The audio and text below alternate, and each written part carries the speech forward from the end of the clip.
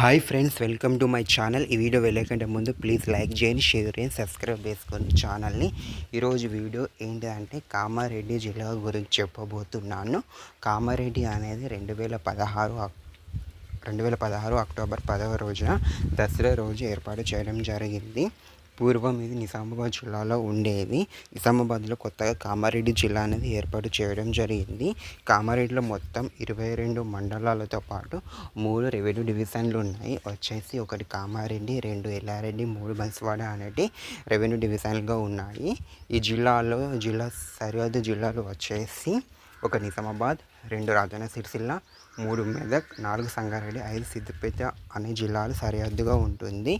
ఈ జిల్లాతో పాటు ఇటు ఇతర రాష్ట్రాలతో సరిహద్దు ఉంటుంది. జిల్లాకు 1 వచ్చేసి కర్ణాటక, 2 వచ్చేసి మహారాష్ట్ర అనేది సరిహద్దుగా ఉంటుంది. ఈ జిల్లాల ప్రధాన పంటలు వచ్చేసి 1 చెరుకు మరియు వరి, జొన్న పంటలు ఎక్కువగా పండించడం జరుగుతుంది. ఈ జిల్లాలో ప్రధానం అయిన ప్రాజెక్ట్ వచ్చేసి నిజాం సాగర్ ప్రాజెక్ట్ అనేది ఈ జిల్లాలో ఉంటుంది.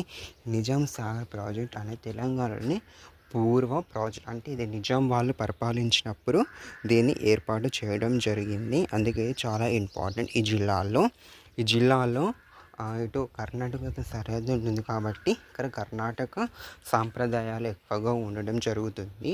ఈ జిల్లా వాసులకు ఇటు కన్నడ మరియు మరాఠీ ఎక్కువగా రావడం జరుగుతుంది. ఈ జిల్లాలో ఎక్కువగా సాంప్రదాయాలు ఇటు కన్నడ సాంప్రదాయాలు మరియు మరాఠీ సాంప్రదాయాలు ఎక్కువగా ఉండడం జరుగుతుంది. ఈ జిల్లాలో ఎక్కువగా జుక్కల్, మదనూర్ ప్రాంతంలో ఎక్కువగా ఇటు కన్నడ ప్రాంతంలో ఎక్కువ మాట్లాడే వాళ్ళు జరుగుతుంది.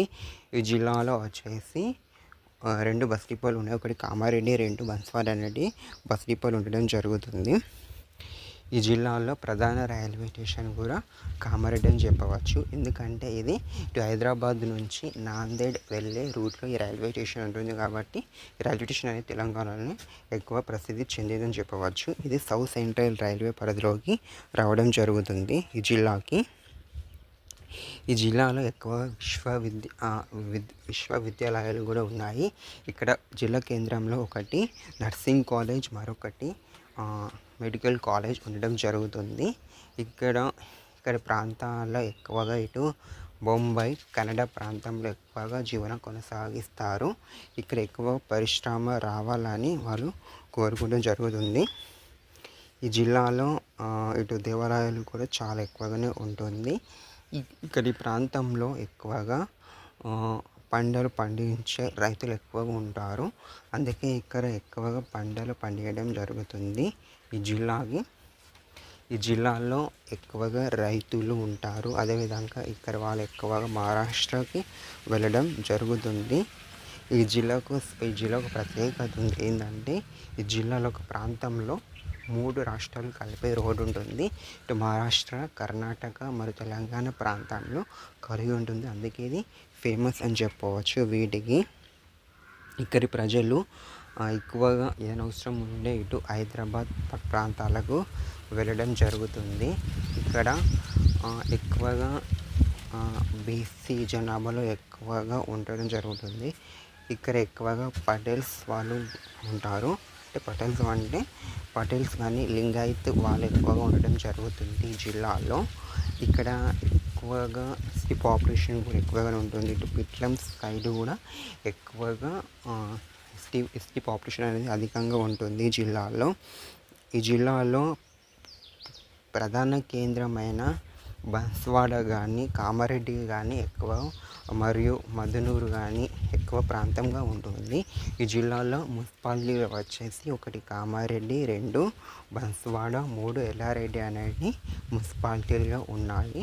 ఇటీవలనే ఇంకా 2-3 కొత్త మున్సిపాలిటీ ఏర్పాటు చేయడం జరుగుతుంది. ఈ జిల్లాలో 4 అసెంబ్లీ నియోజకవర్గాలు వస్తాయి. ఒకటి వచ్చేసి కామారెడ్డి, రెండెల్లారెడ్డి, మూడుజుక్కల్, 4 బన్స్వాడ. అదేవిధంగా ఇది పూర్తిగా జరీరాబాద్ లోక్సభ అసెంబ్లీ కాన్స్టిట్యూన్సీలోకి రావడం జరుగుతుంది. ఇక్కడ ఒక ప్రత్యేకత ఏంటంటే కామారెడ్డి పోయినసారి అసెంబ్లీ ఎలక్షన్లో ఇక్కడికి వెళ్ళి బీజేపీ అభ్యర్థి అయిన వెంకట్రామరెడ్డి గారు ఎమ్మెల్యేగా విజయం సాధించారు. ఈయన కేసీఆర్ మరియు రేవంత్ రెడ్డిపై విజయం సాధించడం జరుగుతుంది. అందుకే కామారెడ్డి ప్రాంతం అనేది ఎక్కువ ఫేమస్ చెప్పుకోవచ్చు. వీడియో మీకు నచ్చినట్లయితే లైక్ చేయండి, షేర్ అండ్ సబ్స్క్రైబ్ చేసుకుని ఛానల్ని ప్లీజ్.